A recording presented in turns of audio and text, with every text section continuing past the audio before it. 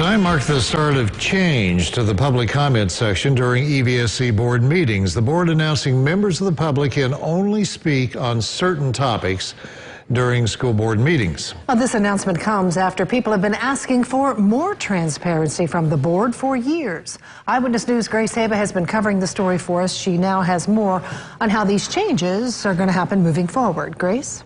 Brad and Shelley, the board announced the public comment section of the school board meetings will now happen at the beginning of the meeting, and it's only going to regard items that are already on the agenda for that night. For any other comment, the board says that they will now be holding quarterly meetings, so 4 of them throughout the year, beginning sometime this March, that will be held at various high schools in the district.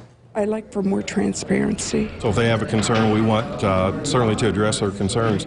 EVSC's announcement they are changing the way the public comment section of school board meetings work garnered both support and objection. It is now more difficult to be allowed to speak to EVSC. I would love to have back and forth.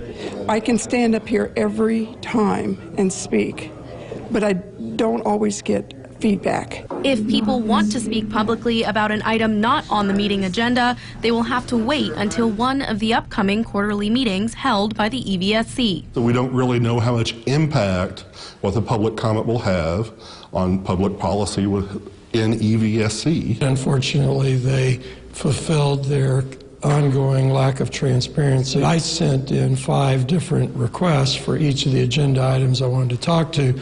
And once they got to me, they said, you get 3 minutes for all of them. If he wants to address multiple agenda items, there are plenty of opportunities for him to do so. He basically felt that he would rather have those conversations in the public, and if that's what he wants to do, then we have either this forum on the agenda topics or we have the town hall meetings. I believe they should do the town halls in addition to allowing open public comment without any restrictions. Currently, the board is not legally obligated to respond to public comment during a school board meeting.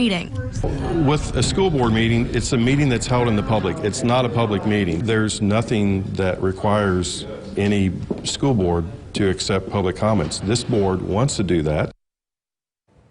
Board officials say they are still determining exactly when and where these new town hall meetings will take place. Additionally, they're also still determining whether or not there's going to be any kind of time restriction on these public comments and exactly how many district administrators and school board members will be present at each meeting. So if you want to talk about something, you do have the option, or soon will have the option, to go to a town hall meeting. Is there anything else you can do?